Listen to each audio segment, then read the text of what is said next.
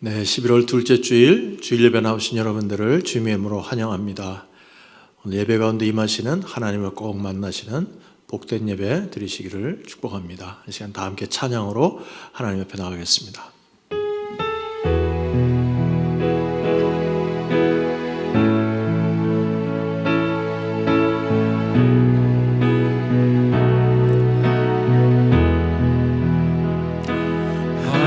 하나님이 선택하셨고 예수님이 구속하셨고 성령님이 인치셨으니 삼위일체 하나님 찬양. 하나님이 사랑하시고 예수님이 은혜 주시고 성령님이 교통하시니 삼위일체 하나님 찬양. 하나님이 지켜주시고 예수님이 함께 하시고 성령님이 능력 주시니 삼위일체 하나님 찬양. 할렐루야 하나님 찬양. 할렐루야 예수님 찬양. 할렐루야 성령님 찬양. 삼위일체 하나님 찬양. 할렐루야 하나님 찬양. 할렐루야 예수님 찬양. 할렐루야 성령님 찬양. 삼위일체 하나님 찬양. 다 함께 머리 숙여 기도하겠습니다. 하나님께서 지난 한 주간 동안도 우리를 사랑하시되 상한 갈대도 꺾지 않으시는 사랑으로 꺼져가는 등불도 끄지 않으시는 사랑으로 우리를 품어주셨다가 오늘 이 귀한 예배 자리에 발걸음을 인도해 주셨습니다. 예배를 드리는 처음 시간입니다. 우리 마음과 생각과 한 주간의 삶을 돌아보면서 혹시라도 하나님 앞에 예배드리기에 합당하지 못한 것들, 또 우리와 하나님 사이를 가로막는 것들이 있다면 우리의 죄와 허물을 주님 앞에 다 내려놓고 예수님 십자가에서 흐르는 보혈로 우리를 온전히 덮어 주시옵소서. 우리의 공로로는 주 앞에 나갈 수 없으나 오직 예수님 십자가 보혈의 공로를 의지해서 나아가오니 우리의 모든 죄를 사해 주시고 하나님 기뻐 받으시는 거룩한 산제물로 삼아 주시옵소서. 오늘 예배가 살아계신 하나님을 꼭 만나는 예배 되게 해주시고 모든 영광 주님 홀로 거두어 주시옵소서. 우리 간절한 마음으로 우리 자신을 주님 앞에 거룩한 산제물로 드리면서 기도로 하나님 앞에 나가겠습니다. 같이 기도합니다. 아버지 하나님 감사합니다. 오늘도 저들 이렇게 부르셔서 하나님을 아바 아버지라고 부르며 예배드릴 수 있도록 인도하심을 감사합니다.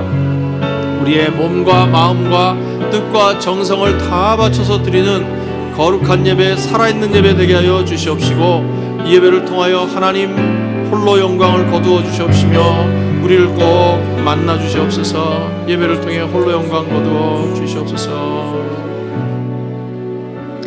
고마우신 주님 감사합니다. 오늘도 저희께 부르셔서 하나님의 이름을 높이며 경배하며 예배할 수 있도록 인도하심을 감사합니다. 예배가 하나님 기뻐 받으시는 예배가 되게 해주시고 우리에게는 세상이 줄 수 없는 하늘의 놀라운 축복과 은사와 기쁨이 넘치는 예배가 될 수 있도록 은혜를 더하여 주시옵소서. 감사하고 예수님 이름으로 기도하옵나이다. 아멘. 네, 우리 다 같이 일어나셔서 우리 기쁨으로 하나님을 찬양하도록 하겠습니다.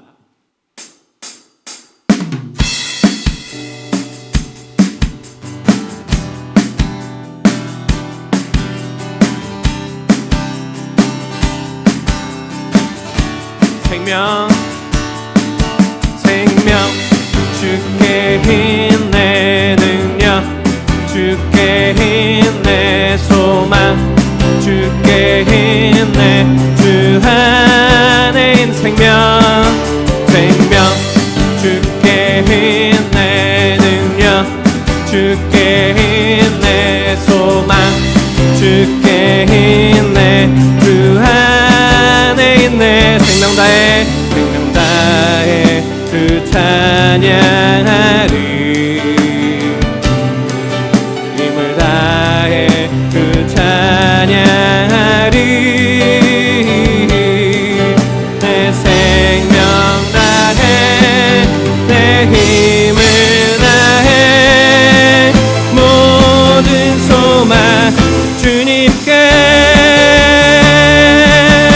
생명 주께 힘 내 능력 주께 힘 내 소망 주께 힘 내 주의 생명 주께 힘 내 능력 주께 힘 내 소망 주께 힘 내 주의 생명 다해 주 찬양하리 힘을 다해 주 찬양하리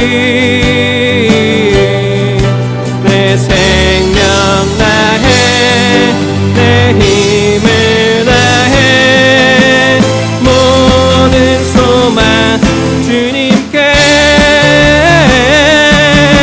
생명 주께 힘 내 능력 주께 힘 내 소망 주께 힘 내 주의 생명 주께 있네 생명 주께 힘 내 능력 주께 힘 내 소망 주께 힘 내 주 안에 있네 주 안에 있네 주 안에 있네 주께 아멘.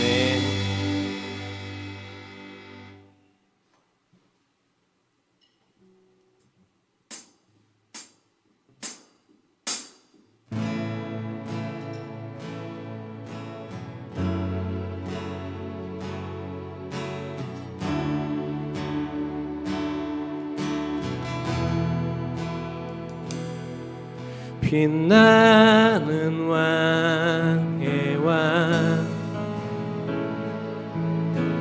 영광의 주님 온 땅 기뻐하라 온 땅 기뻐하라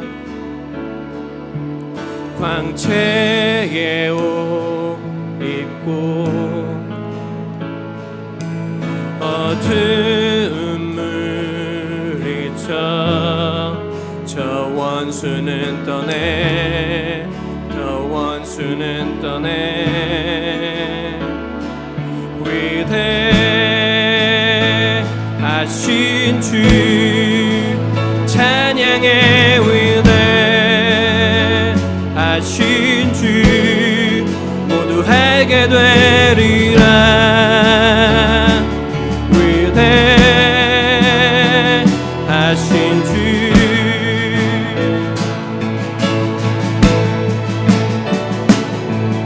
영원한 주의 주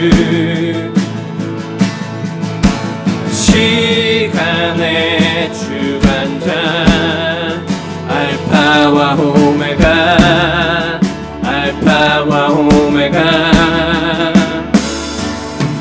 삼위의 하나님 아바 성령 사자와 어린 양 사자와 어린 양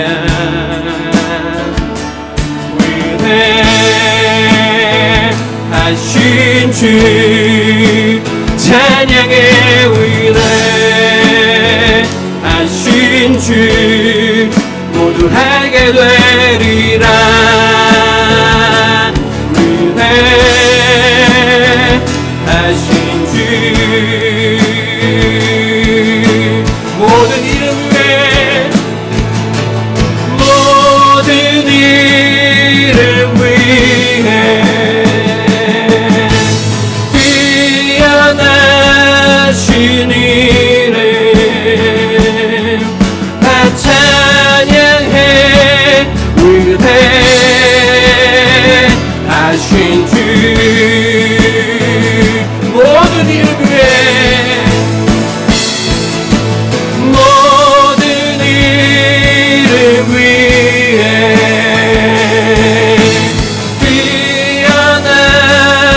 이름 다 찬양해 은혜하신 주 모든 영광과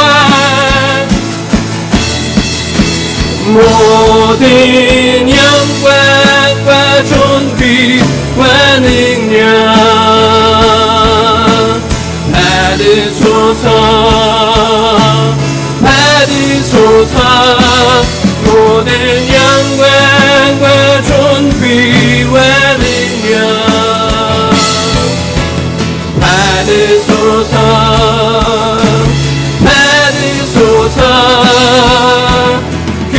그리스도 살아계신 하나님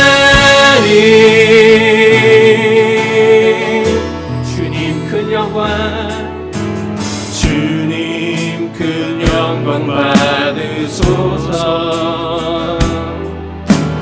홀로 찬양 받으소서 모든 이름 위에 뛰어난 그 이름 온 땅과 하늘이 다 찬양해 겸손하게 우리 무릎 꿇고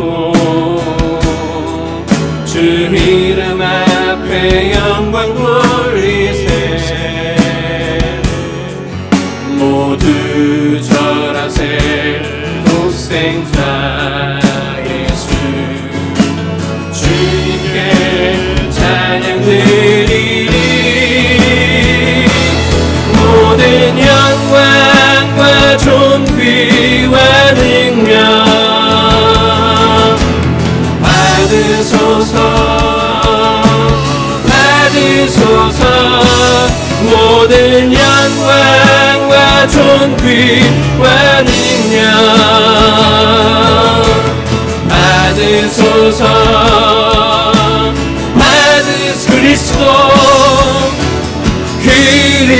그리스도 살아계신 하나님 살아계신 하나님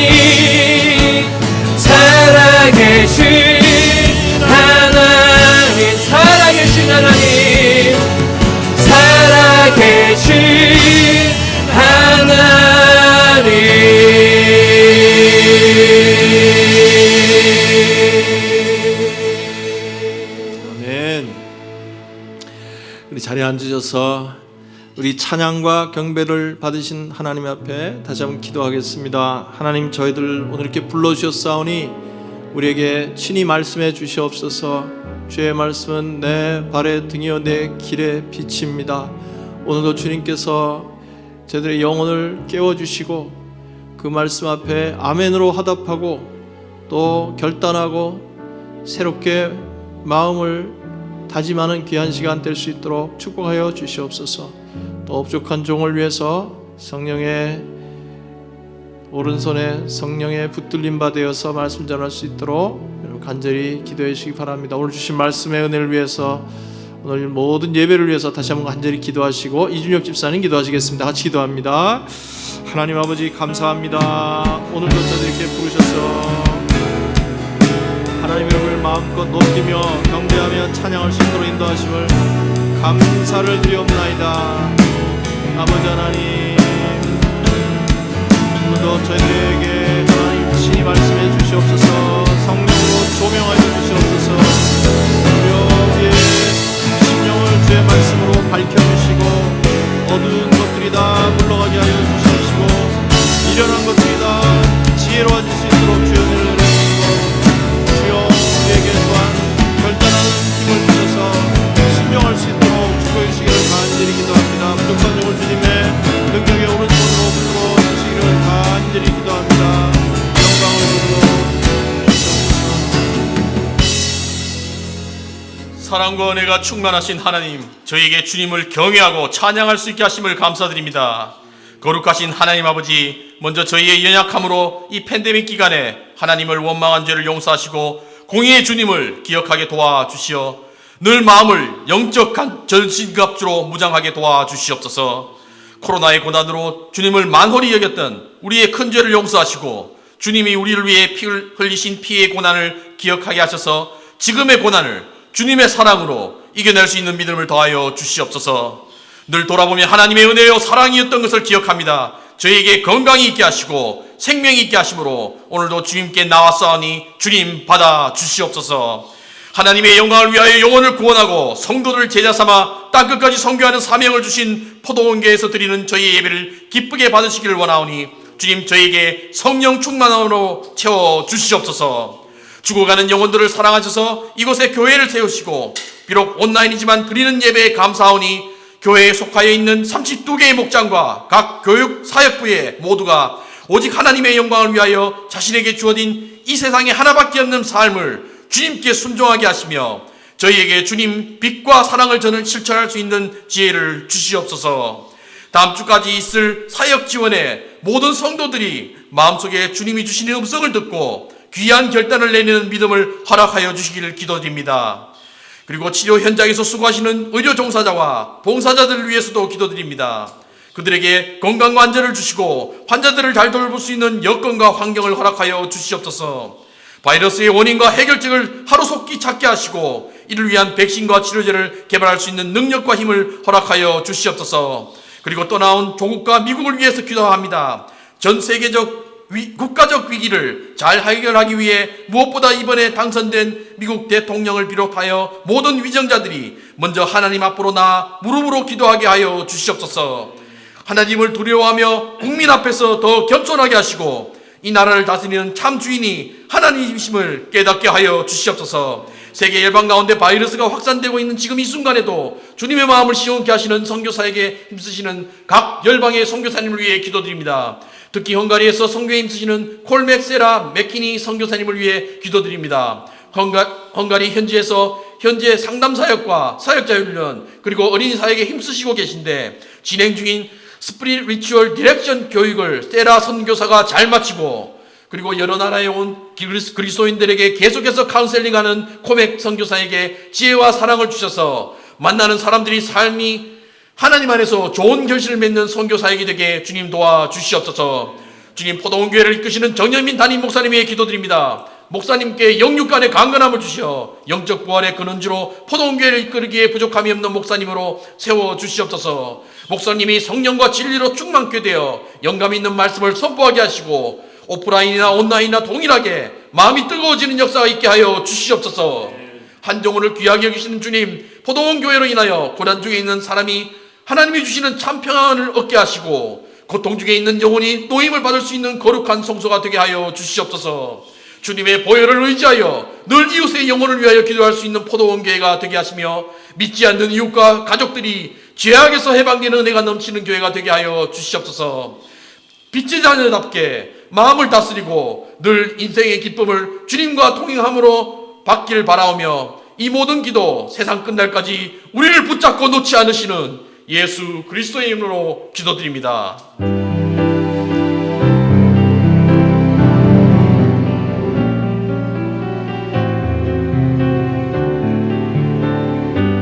가물어 메마른 땅에 가물어 메마른 땅에 단비를 내리시듯 성령의 단비를 부어 새 생명 주옵소서.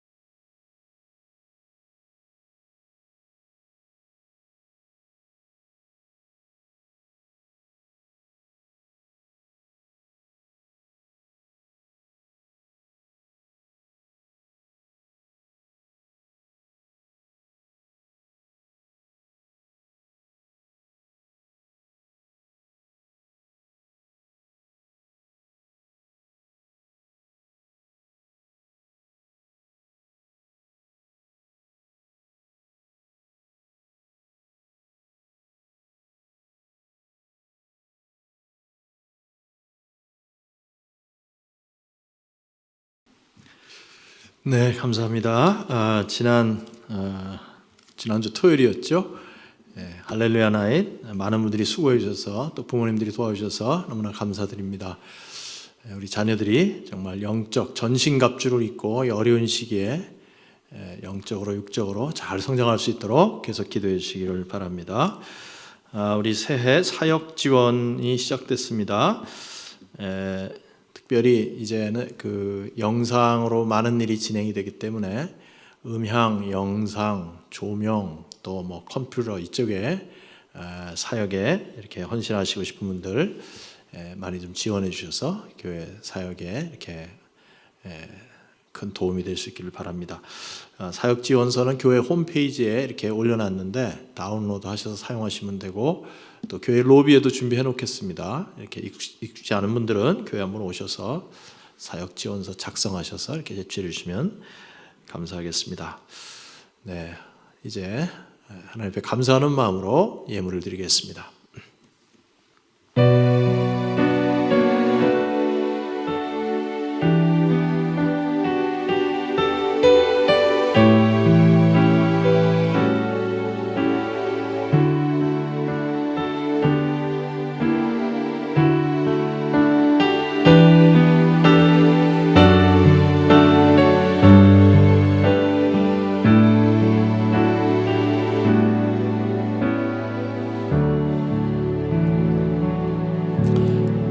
드리신 예물 위해서 우리 같이 한번 기도하겠습니다. 하나님 아버지 감사합니다. 저희들을 창세전에 택하시고 부르시고 자녀 삼아 주셔서 이 땅에 사는 동안 분명한 소망을 가지고 살아갈 수 있도록 은혜 주심을 참으로 감사합니다. 우리를 구원하신 하나님의 크신 사랑과 은혜를 기억하면서 주께서 저희들에게 주신 것 중에 구별한 예물을 하나님 앞에 드리오니 하나님이 기뻐 받으시는 향기로운 제물 될 수 있도록 축복하여 주시옵소서.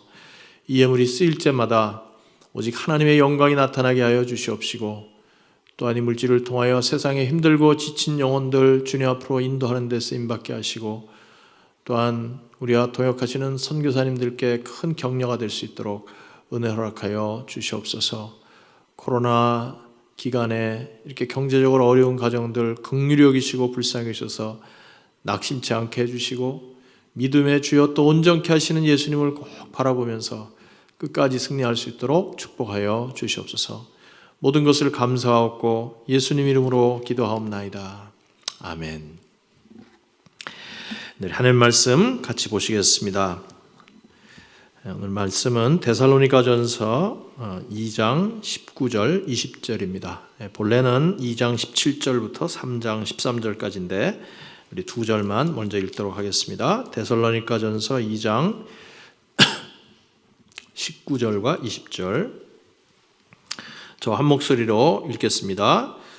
우리 주 예수께서 오실 때에 그분 앞에서 우리의 희망이나 기쁨이나 자랑할 면류관이 무엇이겠습니까? 그것은 여러분이 아니겠습니까? 여러분이야말로 우리의 영광이요 기쁨입니다. 아멘. 네, 오늘 말씀 가지고 인생의 기쁨은 어디서 오는가 이런 제목으로 같이 말씀을 나누겠습니다.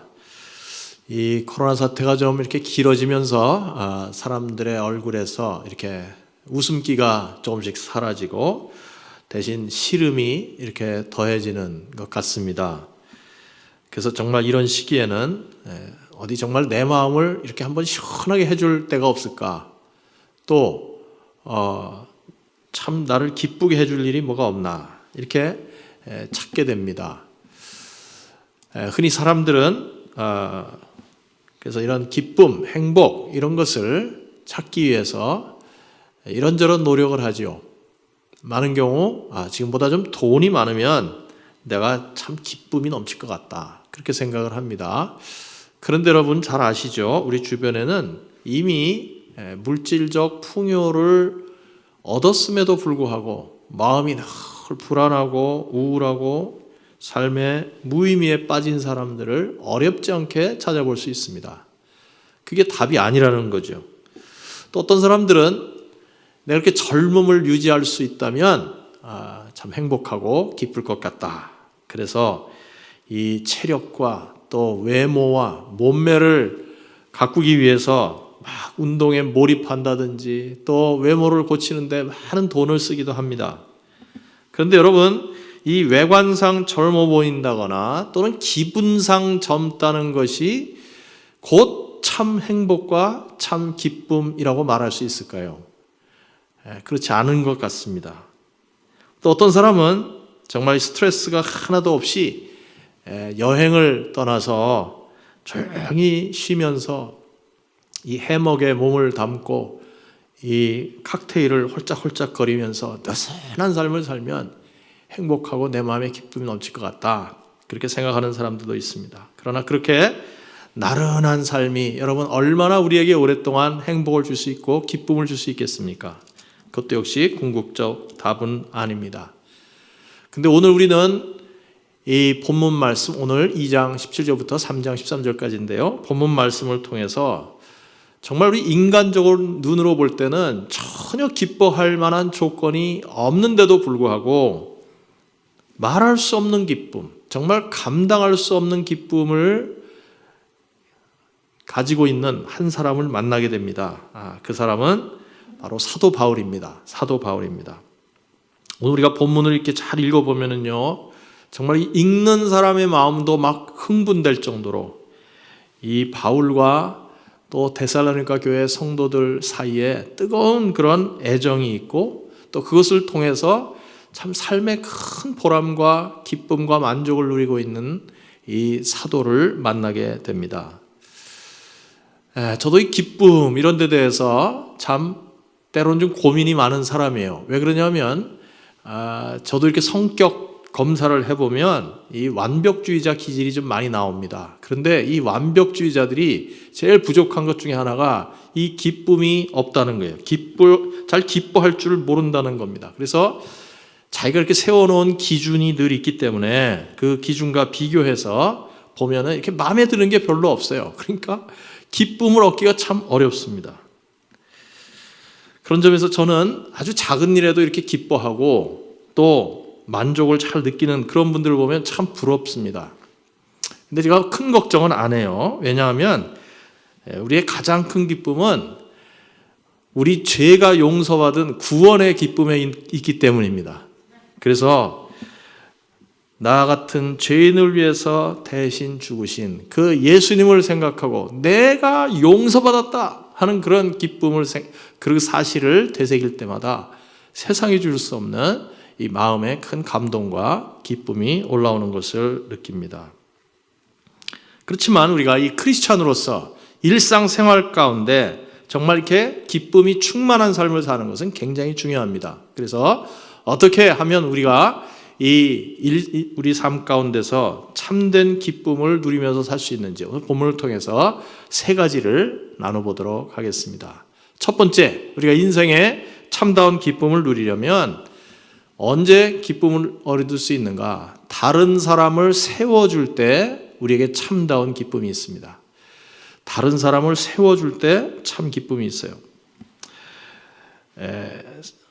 사도 바울이 2차 선교 여행을 하면서 원래 계획은 지금의 그 터키 이 동쪽 지역에서 사역을 하는 것이 목표였습니다. 그런데 하나님께서 자꾸 성령의 감동을 통해서 터키의 서쪽 소아시아 지역으로 자꾸 가게 만들었어요. 그러더니 드로아라는 곳에 머물렀을 때 어느 날 밤에 환상을 보게 됩니다. 거기에 마케도니아 사람이 나타나서 건너와서 우리를 도우라. 건너오라는 것은 이제 터키가 이쪽은 아시아고 북쪽은 유럽에 이렇게 걸쳐 있었습니다. 그래서 건너오라는 말은 유럽으로 건너오라는 말이에요. 마케도니아로 건너오라는 그런 말이었습니다. 물론 이 환상은 사도 바울의 사역의 지경을 넓히시려고 하는 성령의 인도하심이었습니다. 그래서 사도 바울이 자기의 계획을 포기하고 성령님께 순종해서 마케도니아로 들어가죠. 그리고 첫 관문 도시인 빌립보로 갑니다. 그런데 빌립보에 도착을 해서 보니까 바울과 그의 일행을 기다리고 있는 것은 큰 핍박과 또 매맞는 것과 투옥이었습니다. 참 이상하지 않습니까? 성령의 인도하심을 따라갔는데 그런 어려움이 닥쳤어요. 근데 거기에 하나님의 놀라운 섭리가 있었습니다. 바울과 실라가 옥에 갇혀 있었을 때 간수를 만나서 그 간수가 구원받는 역사가 일어나죠. 그리고 빌립보 감옥의 간수와 또 빌립보에서 만난 루디아, 헌신된 여성도 루디아를 통해서 이 빌립보에 하나님의 교회가 세워집니다. 그리고 나서 이제 빌립보에서 다음으로 옮긴 도시가 바로 데살로니가였습니다. 우리 지도를 잠깐 보여주시면 좋겠습니다. 이 데살로니가는 잘 안 보이실지 모르겠는데 여러분 보시기에 오른쪽에 위에서 세 번째 있는 데입니다. 빌립보 다음이죠. 그 마케도니아의 당시의 수도였습니다. 지금 그리스 땅에 있는 거죠. 그리스 땅에. 그래서 이제 바울이 그곳에 머무는 동안에 안식일 동안 3번 유대인의 회당에 들어가서 말씀을 전합니다. 복음을 전했어요. 그럴 때 많은 사람들이 마음을 열고 예수님을 영접하고 또 유력한 사람들도 회심하는 그런 역사가 일어났습니다. 근데 이번에는 그 마케도니아 데살로니가 도시에 있는 유대인들이 바울을 쫓아내려고 모함을 해가지고 바울을 핍박합니다. 그리고 바울을 잡으려고 했는데 바울이 급하게 몸을 피합니다. 그래서 그 바로 다음에 있는 베레아라는 도시로 옮겨갑니다. 그런데 이 데살로니가에 있는 유대인들이 베레아까지 쫓아와가지고 바울을 괴롭혀요. 그래서 바울이 다시 그 밑에 있는 아테네, 지금 그리스의 수도죠. 아테네로 또 피신하고 또 그 다음에는 고린도, 더 밑에 있는 고린도로 가서 머뭅니다. 그래서 고린도에서 쓴 편지가 이 데살로니가 전서였어요. 그러니까 데살로니가에서는 급하게 피신했습니다. 화면 됐습니다. 그러니까 아주 짧은 시간밖에 머물지 못했어요. 그런데 그 데살로니가에 있는 성도들이 참 특별했습니다. 그 말씀을 받아들이는 태도가 너무나 순수하고 그리고 그 말씀을 그냥 들을 뿐만 아니라 자기 삶 속에서 실천하면서 많은 열매를 맺는 것을 보게 됐습니다. 그렇게 갑자기 데살로니가를 떠나니까 이 바울의 마음속에 정말 어린 아기를 어디다 맡긴 것 같은 그런 엄마의 심정이 든 것입니다. 그래서 다시 데살로니가로 그들을 방문하려고 했지만은 우리가 이유는 알 수 없는데 바울이 그렇게 말해요. 사탄의 방해로 가지 못했다. 사탄의 방해로 가지 못했다. 그래서 안타까운 마음에 자기 대신 디모데를 데살로니가로 보내서 교회 형편이 어떤지 알아보게 합니다. 그리고 디모데가 돌아와서 그 교회가 어리고 연약한 교회지만 그래도 믿음 안에서 든든히 서 있다 하는 그런 기쁜 소식을 바울에게 전해줍니다. 3장 6절 말씀 제가 한번 읽겠습니다. 그런데 지금 디모데가 여러분에게서 우리에게로 돌아와서 여러분의 믿음과 사랑의 기쁜 소식을 전하여 주었습니다. 또 여러분이 우리를 늘 좋게 생각하고 있어서 우리가 여러분을 간절히 보고 싶어 하는 것과 같이 여러분도 우리를 간절히 보고 싶어 한다고 전하여 주었습니다. 그러니까 이 데살로니가 전서를 읽으면요, 바울과 데살로니가 교회 성도들이 마치 이 연인 관계인 것처럼 그렇게 깊은 애정과 사랑을 나누는 것을 보게 됩니다. 바울은 디모데가 전해준 그 교회 소식이 너무나 감사해서 데살로니가 교회 성도들을 격려하기 위해서 이 편지를 쓴 것입니다. 사실 이 데살로니가 교회 성도들 잠깐 언급했지만은 이 데살로니가 전서에 보면은 그 성도들에게 감사한다는 인사말이 2번이나 나옵니다. 그 정도로 데살로니가 교회 성도들은 특별한 데가 있었습니다. 자, 데살로니가 전서 1장 2절 3절 우리는 여러분 모두를 두고 언제나 하나님께 감사를 드립니다. 또 우리는 하나님 우리 아버지 앞에서 여러분의 믿음의 행위와 사랑의 수고와 우리 주 예수 그리스도께 둔 소망을 굳게 지키는 인내를 언제나 기억하고 있습니다. 이게 첫 번째 감사예요. 그 다음에 2장 13절에 두 번째 감사의 이유가 나옵니다. 우리가 하나님께 끊임없이 감사하는 것은 여러분이 우리에게서 하나님의 말씀을 받을 때에 사람의 말로 받아들이지 아니하고 실제 그대로 하나님의 말씀으로 받아들였기 때문입니다. 이 하나님의 말씀은 또한 신도 여러분 가운데서 살아 움직이고 있습니다. 얼마나 귀한 말씀입니까? 이 데살로니가 교회 성도들이 바울을 통해 전해지는 하나님의 말씀을 들을 때 그것을 사람의 말로 듣지 않고 하나님의 말씀으로 받아들이고 그리고 그 말씀을 그대로 실천해서 그 말씀이 그 성도들의 삶 가운데 살아서 역사하고 있었다. 그리고 그 말씀을 순종해서 사랑의 역사, 믿음의 역사, 사랑의 수고, 소망의 인내라는 그런 귀한 열매들이 맺혀지고 있었던 것입니다. 정말 바울의 입장에서는 이렇게 마음밭이 너무나도 좋은 이 신생교회, 어린교회 성도들과 더 머물면서 그들을 훈련하고 양육시키기를 원했는데 뜻밖의 이런 고난을 겪는 바람에 짧게 머물다가 떠난 것을 내내 아쉬워했습니다. 여러분, 지금 이 바울의 이 선교팀, 바울의 선교팀이라는 것은 바울과 실라와 디모데를 말합니다. 이 선교팀이 지금 믿는 사람들이 없는 곳을 주로 찾아다니면서 개척 선교를 하는 중이었습니다. 그러니까 가는 곳마다 많은 고난이 있었어요. 참 핍박도 있고 오해도 받고 의심도 받고 때로는 감옥에도 가고 하는 그런 어려움이 있었습니다. 그러나 그 많은 고생을 겪는데도 불구하고 그 모든 고난을 눈 녹듯이 쉽게 만들어주는 사람들이 바로 이 데살로니가 성도들이었습니다. 이들은 비록 신앙 연륜은 짧았지만 하나님의 말씀이 저들의 삶을 온전히 지배하고 있었기 때문입니다. 자, 여러분, 우리도 한번 생각을 해봅시다. 우리가 언제 인생의 참된 기쁨을 누리는가? 한번 생각해 보세요.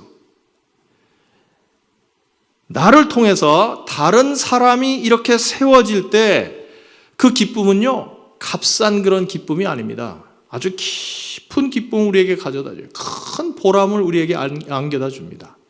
우리 자녀를 양육하시는 부모님들은 잘 아실 겁니다.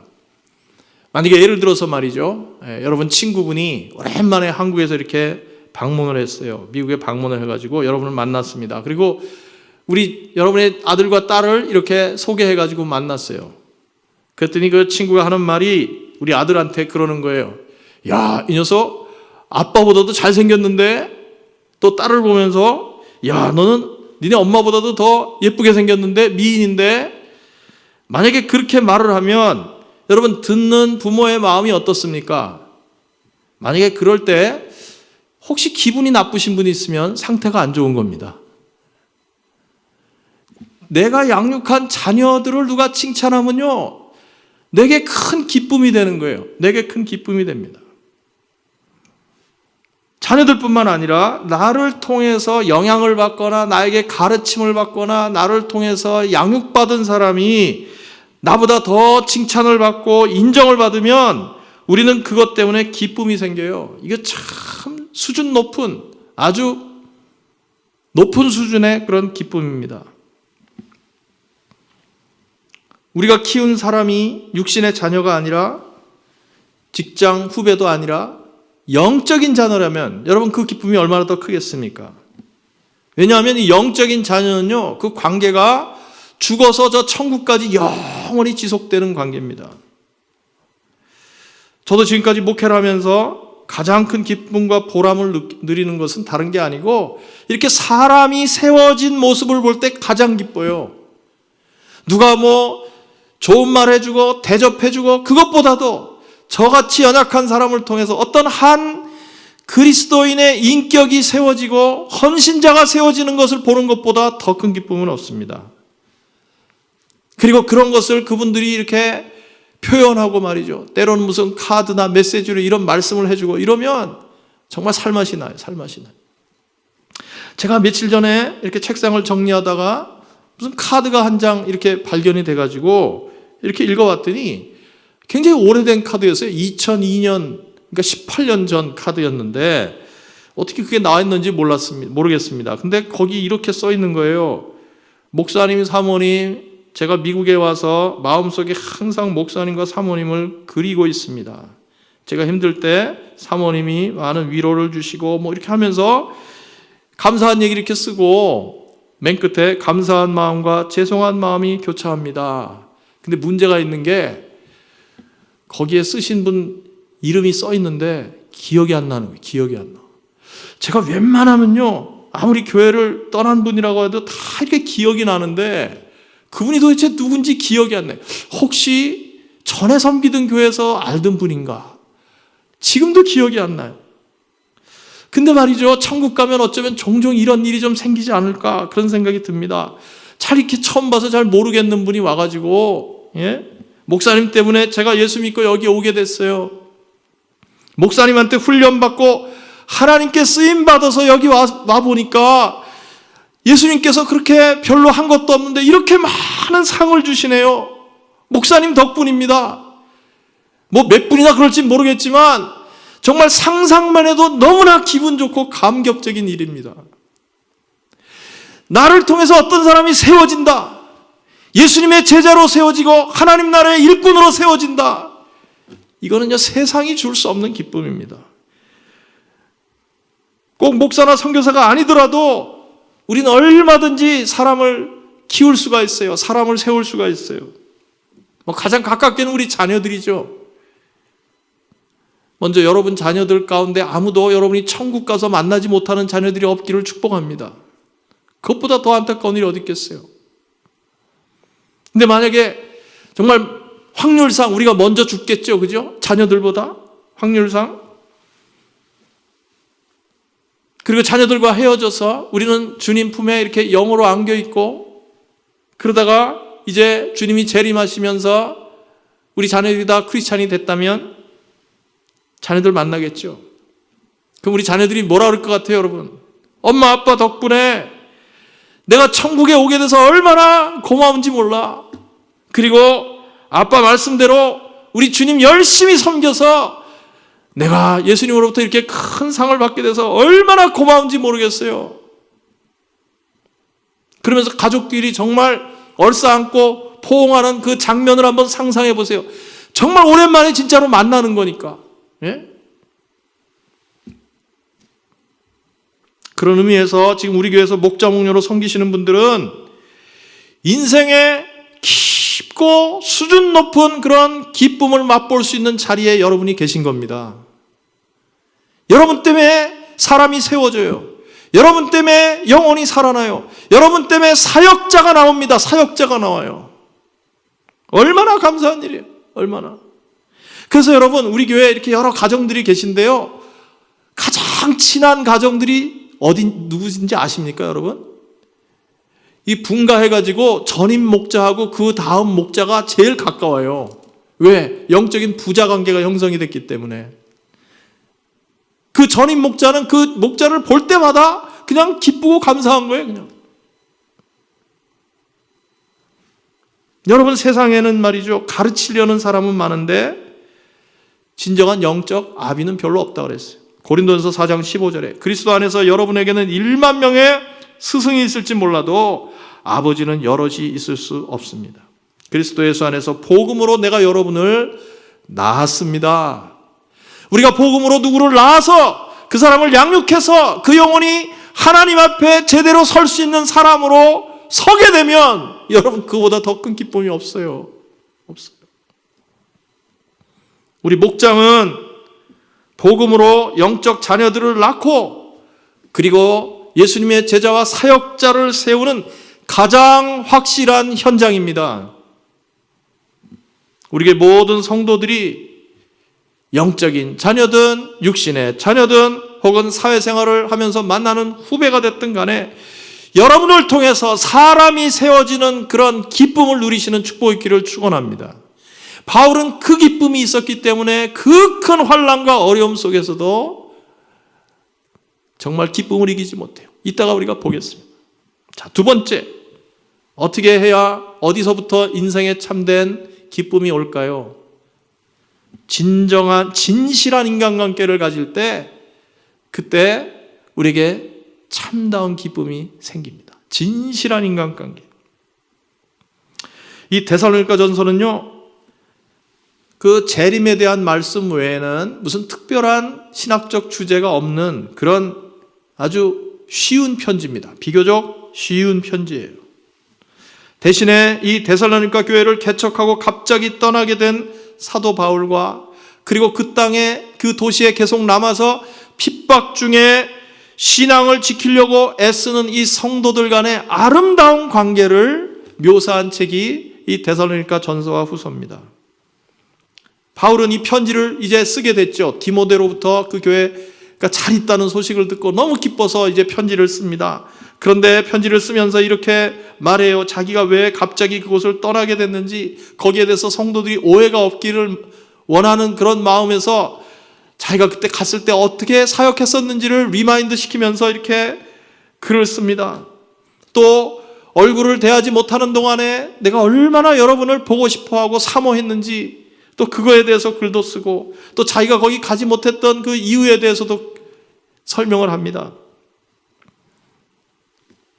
바울이 이 데살로니가 교회 성도들을 얼마나 사모했는지 오늘 본문 3장 1절하고 5절에 보면은요, 같은 표현이 반복됩니다. 그 무슨 표현이냐면 참다 못하여 라는 말이에요. 참다 못하여. 1절 보겠습니다. 그러므로 우리는 참다 못하여 우리만 아테네에 남아있기로 하고 디모데를 보냈다. 5절에서도 그러므로 내가 참다 못하여 여러분의 믿음을 알아보려고 그를 보냈습니다. 얼마나 그 성도들을 사랑하고 말이죠, 아끼는지 안쓰러워하는지 그것을 우리가 느낄 수가 있습니다. 그러다가 디모데를 통해서 기쁜 소식을 전해 들었을 때 기분이 어땠을까요? 우리 세번역 성경에는 이 좀 밋밋하게 번역이 됐는데 8절 말씀인데요. 개역 성경이 이렇게 되어 있어요. 그러므로 너희가 주 안에 굳게 선즉 우리가 이제는 살리라 그랬어요. 그러니까 그렇게 참다 못해서 디모데를 보내서 소식을 들었는데 믿음 안에 굳게 서 있는 소식을 듣고 나니까 우리가 이제는 살리라. 무슨 말이에요? 아, 이제는 살 것 같다. 그 말이에요, 여러분. 그 소식 들으니까 너무나 살 것 같다. 그런 말이에요. 마치 아들을 군대 보내놓고 그냥 아들 잘 있기를 안쓰러워하던 어머니가 말이죠, 첫 번째 휴가 나온 아들을 만나가지고 팍 껴안으면서 야, 이제는 내가 살 것 같다 하는 그런 심정이 읽혀집니다. 9절 보겠습니다. 우리가 우리 하나님 앞에서 여러분 때문에 누리는 모든 기쁨을 두고 여러분을 생각해서 하나님께 어떠한 감사를 드려야 하겠습니까? 이게 수사 의문으로 되어 있지만 의미는 이겁니다. 내가 여러분 때문에 누리는 그 큰 기쁨을 하나님 앞에 어떻게 다 감사를 드릴지 모르겠다. 그런 말이에요. 디모데가 전해준 소식을 듣고 너무 기뻐서 도대체 하나님 앞에 어떻게 이것을 감사해야 돼? 그런 표현을 하고 있는 것입니다. 자, 그럼 우리가 한 가지 의문이 들죠. 아니, 바울이 데살로니가 교회에 그렇게 오래 있었던 것도 아닌데 짧은, 길어야 한 2달, 한 달? 짧은 기간밖에 없었을 텐데 어떻게 이렇게 깊고 진실한 인간관계를 가질 수가 있었을까요? 우린 디모데전서를 통해서 두 가지를 생각해 볼 수가 있습니다. 첫째는 바울이 말이죠, 누구를 만나든지 바울은 늘 자신의 필요보다 다른 사람의 필요를 우선하는 사람이었어요. 내 필요보다 다른 사람의 필요에 늘 민감한 사람이었어요. 그러다 보니까 바울이 이렇게 진실된 인간관계를 맺을 수가 있었던 것입니다. 사도 바울이 데살로니가를 처음 방문했을 때를 회상하면서 쓴 내용을 잠깐 읽어보겠습니다. 2장 5절에서 9절 말씀입니다. 자기가 처음 방문했을 때를 회상하는 거예요. 여러분이 아는 대로 우리는 어느 때든지 아첨하는 말을 한 일이 없고 여러분들한테 구실을 꾸며서 탐욕을 부린 일도 없습니다. 이런 악한 소문내는 사람들이 있었어요. 이 일은 하나님께서 증언하여 주십니다. 우리는 또한 여러분에게서든 다른 사람에게서든 사람에게서는 영광을 구한 일이 없습니다. 물론 우리는 그리스도의 사도로서 권위를 주장할 수도 있었습니다. 그러나 우리는 여러분 가운데서 마치 어머니가 자기 자녀를 돌보듯이 유순하게 처신하였습니다. 우리는 이처럼 여러분을 사모하여 여러분에게 하나님의 복음을 나누어 줄 뿐만 아니라 우리의 목숨까지도 기쁘게 내줄 생각이었습니다. 그것은 여러분이 우리에게 사랑을 받는 사람이 되었기 때문입니다. 형제자매 여러분, 여러분은 우리의 수고와 고생을 기억하고 있을 것입니다. 우리는 여러분 가운데 아무에게도 폐해를 끼치지 아니하려고 밤낮으로 일을 하면서 하나님의 복음을 여러분에게 전파하였습니다. 사도 바울은요, 자기에게 맡겨진 영혼들의 필요를 채우기 위해서 자기는 철저하게 희생하는 삶을 살았던 사람입니다. 그래서 단지 복음을 말로만 전해주려고 했던 것이 아니라 그들을 위해서 정말 할 수만 있다면 내 목숨까지도 내놓을 그럴 마음이 있었다. 그렇게 고백합니다. 실제로 바울은 데살로니가에서 복음 전하다가 유대인의 핍박 때문에 자칫하면 목숨을 잃을 수도 있는 그런 상황이었던 것입니다. 그러나 성도들을 향한 이 바울의 희생과 헌신을 아무도 막을 수가 없었습니다. 저도 이렇게 주위에 이렇게 보면은요, 이렇게 사람이 줄줄 따르는 사람이 있어요. 근데 그분들을 보면 특징이 있습니다. 늘 자신의 필요보다 다른 사람의 필요를 앞세우는 사람이에요. 뭐 받는 데는 관심이 별로 없고, 어떻게 하면 뭐라도 하나 줄까? 이렇게 생각하는 사람들에게 사람이 따로요, 리더십이 세워진다는 것입니다. 물론 그게 너무 지나치면 안 되겠지만 어쨌든 이렇게 남에게 주고 베풀기를 좋아하고 자신을 희생하는 사람에게 이런 진실된 인간관계, 희생이라는 것은 사실은 진실함이 없으면 안 되기 때문입니다. 그리고 그렇게 인간관계가 좋은 사람들이 기쁨과 행복을 고백하는 것입니다. 또 바울이 어떻게 이렇게 깊은 인간관계를 가질 수 있었을까? 바울은요, 자신의 감정을 솔직하게 표현하는 사람이었습니다. 데살로니가 전서를 읽어보면 바울이 사람이 너무 가벼운 게 아닌가 그런 생각이 들 정도로 자기 감정을 너무너무 솔직하게 표현합니다. 근데 만약에 우리 마음속에 바울이 이렇게 사람이 좀 가볍지 그런 생각이 든다면 바울의 문제가 아니라 우리의 문제예요. 여러분, 사실 우리가 믿는 하나님이 얼마나 감정을 풍부하고 솔직하게 표현하시는 분입니까? 우리 구약 성경에 보면은요, 하나님께서 하나님의 그 마음을 아주 리얼하게 표현하신 내용을 얼마나 많이 볼 수 있습니까? 예를 들어 들어보죠. 출애굽기 34장 14절에 너희는 다른 신에게 절을 하여서는 안 된다. 나 주는 질투라는 이름을 가진 질투하는 하나님이기 때문이다. 하나님은 내가 질투만 한다. 니네가 누구 딴 사람 쫓아가면, 딴 신을 쫓아가면 나는 질투해. 구약 성경에 하나님이 질투하신다는 표현이 적어도 20번 이상 나옵니다. 다윗도 그랬죠. 그가 쓴 시편을 보면 얼마나 감정 표현이 솔직한지 모릅니다. 심지어 원수들 다 망하게 해주세요. 그런 시까지 씁니다. 예수님도 감정 표현이 풍부한 분이셨어요. 친구 나사로가 죽었을 때 예수님이 눈물을 흘리셨어요. 유대인 남자가 눈물 흘린다는 건 참 드문 일입니다. 그런데 여러분, 특히 우리 한국 사람들은 어떻습니까? 감정을 표현하기보다는 이렇게 억누르는 그런 문화에서 자랐습니다. 물론 요즘은 좀 달라진 것 같긴 한데요. 특별히 남자들 같은 경우 남들 앞에서 눈물 흘리면 큰일 나는 것처럼. 그래갖고 막 애가 어렸을 때도 사내가 울면 뭐라 그래요? 뚝! 그러죠, 뚝. 남자가 울면 못 써! 그러죠, 못 써. 그 성경적이라고 말할 수 없습니다. 여러분. 특별히 여러분이 감정 표현이 자유로운 분들은요, 잘하는 게 하나 있어요. 그건 뭐냐면 자기가 잘못했을 때 용서를 잘 구합니다. 용서도 잘 구해요. 그래서 어떤 한국 아버지들 가운데는 정말 자녀들한테 죽어도 미안하다, 잘못했다 말 못하는 분들이 계세요. 그래가지고 그걸 미루고 미뤘다가 그냥 돌아가시기 직전에 이렇게 하려는 분들이 있는데, 제 목사로서의 경험상 말씀드립니다. 여러분, 마지막 순간엔 말을 거의 못해요. 다 마스크 쓰고 있어가지고 말 못합니다. 내가 죽기 전에 그 말 해야지. 그러지 마시고 지금 하세요. 지금 하셔야 됩니다. 진심으로 미안하다, 잘못했다. 그러면 자녀들과의 관계가 눈 녹듯이 다 풀어질 것입니다. 자녀들 가운데 이 아버지한테 상처를 많이 받았는데 끝내 아버지로부터 그 미안하다는 말을 못 들은 그런 자녀들이 평생의 한이 돼가지고 이렇게 쓰라린 마음을 끌어안고 사는 사람들 자주 있어요. 여러분, 감정 표현이 자유로울수록 이렇게 인간관계가 풍성해지고 깊어지고 진실해집니다. 진실해져요. 그렇게 진실한 인간관계에 속에서 살아가는 사람, 그런 사람이 기쁩니다. 항상 자신을 희생하는 진실하고 따뜻한 인간관계를 유지하셔서 여러분의 삶 속에 참다운 기쁨, 난 참 행복하다, 나는 기쁘다, 그런 고백이 있으시기를 축복합니다. 세 번째로 우리 인생의 기쁨이 어디서 오는가?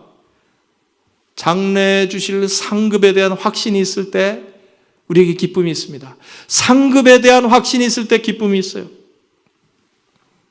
아까 읽었던 2장 19절 20절을 다시 한번 읽겠습니다.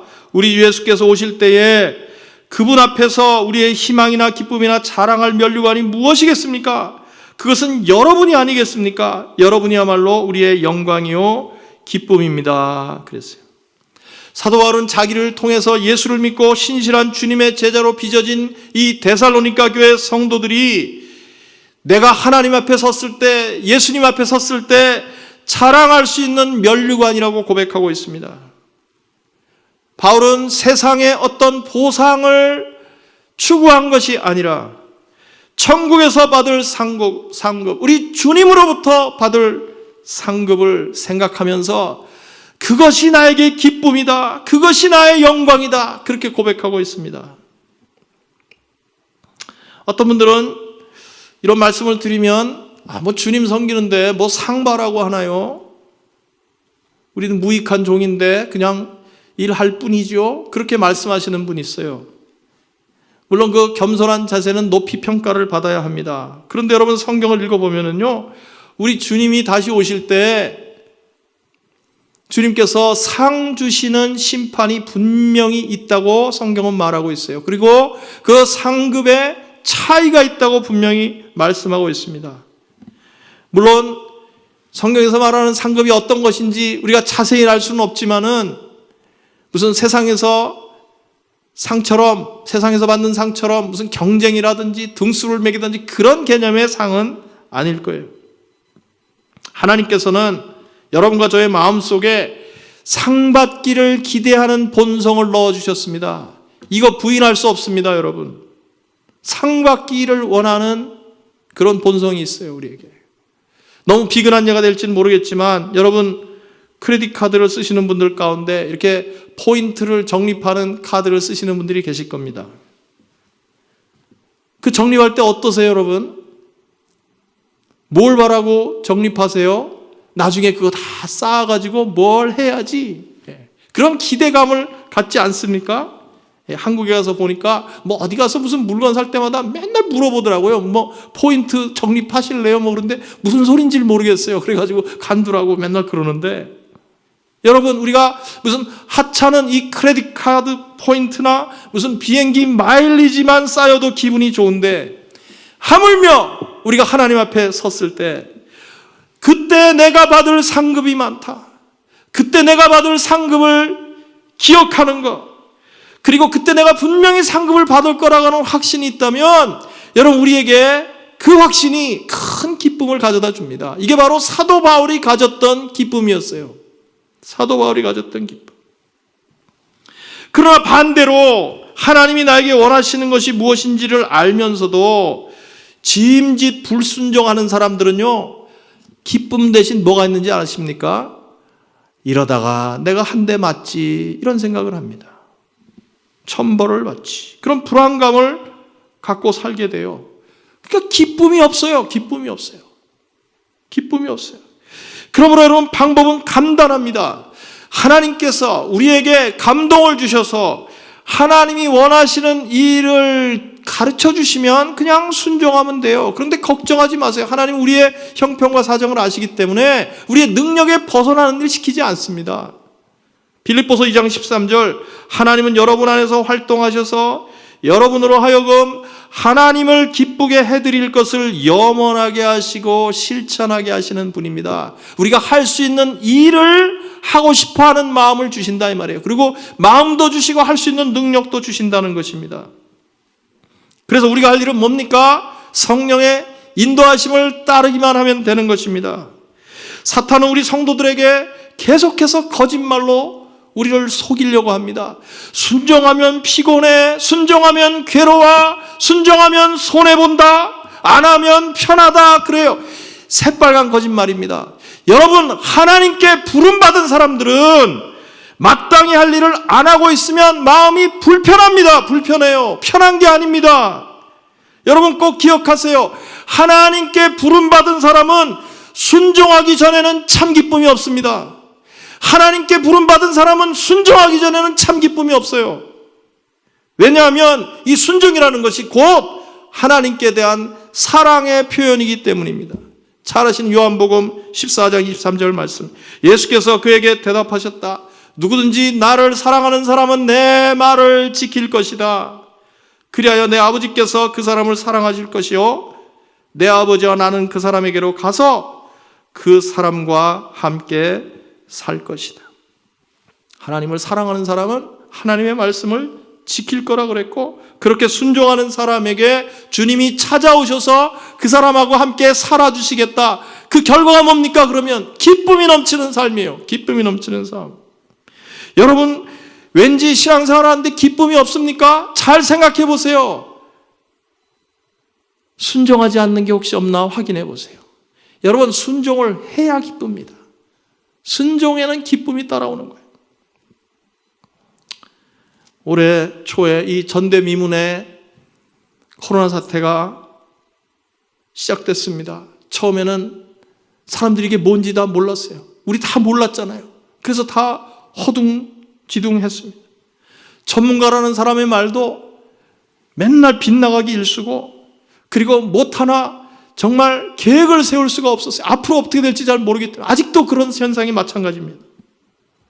그런데 이제는 어느 정도 시간이 지나면서 상황 파악이 되고, 그리고 이제는 코로나와 더불어 한동안 살아가야 한다는 것을 우리가 깨닫기 시작했습니다. 처음에는 포스트 코로나, 애프터 코로나를 자꾸 생각했는데 이제는 with 코로나, 코로나와 더불어 한동안 살아야 한다. 그걸 이제 인식하게 된 겁니다. 분명한 것은 하나님은 코로나 이전이나 이후나 영원토록 동일하신 분입니다. 영원토록 동일하세요. 그리고 하나님이 영원하신 것처럼 하나님의 말씀도 불변합니다. 영원합니다. 베드로전서 1장 24절 25절 푸른 마르고 꽃은 떨어지되 주님의 말씀은 영원히 있다. 하나님 말씀은 변하지 않아요. 그렇다면 하나님께서 이 세상을 향해서 갖고 계신 하나님의 뜻, 코로나 때문에 영향받지 않습니다. 이 땅에 예수 그리스도의 몸으로 남겨두신 교회, 그 교회를 향해서 주신 하나님의 사명, 그것도 하나도 안 바뀝니다. 여러분, 안 바뀌어요. 교회를 통해서 이 땅에 하나님의 나라를 이루시고, 교회를 통해서 세계 선교를 완수하려고 하시는, 그리고 교회를 통해서 계속해서 영혼들이 구원받고 예수님을 따르는 예수님의 제자들이 세워지기를 원하시는 예수님의 소원은 하나도 안 바뀝니다. 여러분, 하나도 안 바뀌어요. 불변합니다. 우리 교회는 그 예수님의 소원을 풀어드리는 가장 효과적인 방법이 이 가정교회라고 생각을 하고 지난 20년 동안 이 한 길을 걸어왔습니다. 이 가정교회는 목장을 통해서 계속해서 사람을 세우고, 오늘 말씀드린 거 기억해 보세요. 계속해서 사람을 세우고, 그 다음에 자기 희생을 통해서 진실된 인간 관계를 경험하고, 그리고 천국에서 주실 하늘 복을 바라보면서 나가는 게 가정교회 사역이에요. 어쩌면 오늘 주신 말씀하고 이렇게 잘 맞아떨어지는지 모르겠습니다. 여러분, 우리가 이 사도 바울의 뒤를 따라서 이렇게 사람을 세우는 일에 헌신하고 순종하고 충성할 때 여러분, 세상 사람들이 알 수 없는 참된 기쁨을 맛보게 되는 줄 믿으시길 바랍니다. 이게 제 얘기가 아니에요. 여러분, 사도 바울이 그렇게 살았어요. 성경에 기록된 말씀입니다. 그 밖에 세상에서 주는 모든 기쁨은 다 일시적이고 영원한 기쁨이 아닙니다. 오늘은 특별히 목자 목녀님들을 제가 염두에 두면서 이 말씀을 준비했습니다. 그동안 힘든 가운데서도 매주 영상으로 이렇게 목장을 모이시고 또 애쓰신 여러분들 정말 감사드립니다. 그러나 혹시라도 그동안에 이 상상치 못했던 상황 변화 때문에 이런 목장 사역에 소홀함이 있으셨다면 오늘부터 마음을 새롭게 하시고 심기일전하셔서 영상으로 이렇게 매주 목장을 꼭 모이시길 바랍니다. 제가 목자 통신문을 이렇게 금요일마다 보내드렸습니다. 우리의 목장이 다시 살아나서 모든 순종하는 사람들에게 주시기로 약속하신 이 참된 기쁨, 넘치는 기쁨, 솟구치는 기쁨, 이 기쁨 가운데 살아가시는 우리 포도원교회 모든 성도들 되시기를 예수님 이름으로 축복합니다. 우리 같이 한번 기도하겠습니다.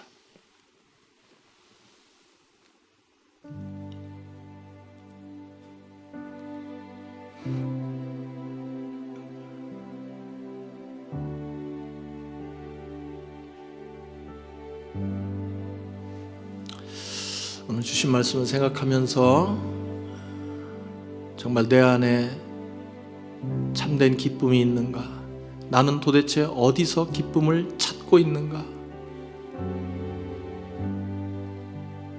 사도 바울은 인간적인 환경, 여건은 너무나도 열악하고 복음 전하다가 매도 맞고 오개도 갇히고 의심도 받고 쫓겨다니고 그런 형편이었지만 너무나 내가 기뻐서 도대체 하나님 앞에 어떻게 감사를 드려야 될지 모르겠다라고 고백하고 있습니다. 도대체 그의 감사의 이유가 무엇이었습니까? 바울은 자신을 통해서 영혼들이 세워지고 영혼들이 강건해지는 것을 보면서 기뻐했습니다.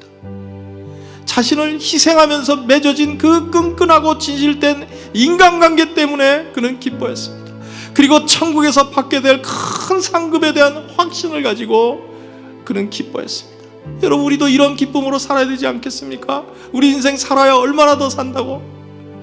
아직도 세상 것에 목숨 걸고 썩어 없어질 것에 인생을 드리는 그런 삶을 살아서는 안 되겠습니다. 오늘 주신 말씀을 기억하면서 주여 참된 인생의 기쁨을 누리는 삶이 되게 해주시고 저를 사용하여 주시옵소서. 우리 간절한 마음으로 같이 한번 기도하겠습니다. 아버지 하나님, 아버지 하나님, 주여 하나님 아버지, 사도 바울처럼 세상의 헛된 것에서 기쁨을 찾는 것이 아니라 아버지 하나님, 사람을 세우고 사람을 섬기고 그리고 영원한 천국 상급에 대한 확신 때문에 기뻐하는 아버지 주님이 기뻐하시는 성도들, 일꾼들 다 될 수 있도록 축복해 주시기를 간절히 기도하고 원합니다. 허황된 생각들을 다 버리게 하여 주시옵시고 주여 순종할 때 참된 기쁨이 있다는 것을 꼭 기억하게 도와주시옵소서. 마귀에게 속지 않게 하여 주시옵소서. 하나님 아버지 긍휼을 베풀어 주시옵소서. 고마우신 주님 감사합니다. 오늘도 말씀을 통해 우리의 영혼을 깨워주시고 더욱 주님을 사랑하고자 하는 마음 주심을 참으로 감사합니다. 우리도 사도 바울처럼 우리를 통해 사람이 세워지는 것 때문에 기뻐할 수 있는 저희들 되게 하여 주시옵소서. 자신을 희생하는 진실된 인간관계가 주는 깊은 기쁨과 행복을 누리게 하여 주시옵시고 주님 앞에서 받게 될 천국 상급에 대한 확신 때문에 기뻐하는 복된 성도들 다 되도록 축복하여 주시옵소서. 감사하고 예수님 이름으로 기도합나이다. 아멘. 우리 다 함께 일어나서 같이 찬양 드리시겠습니다.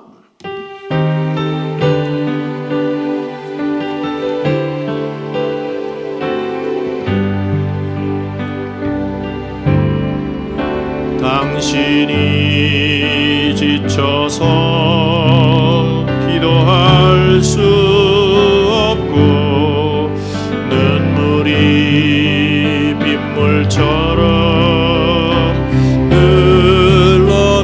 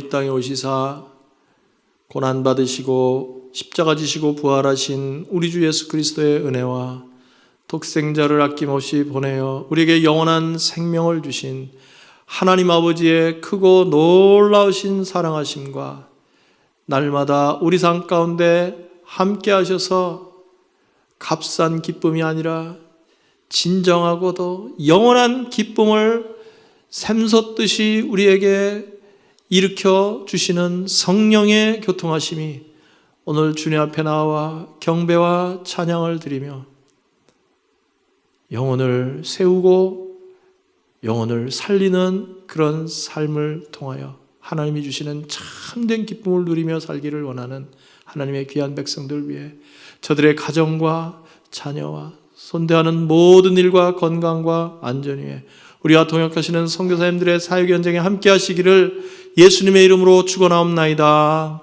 아멘.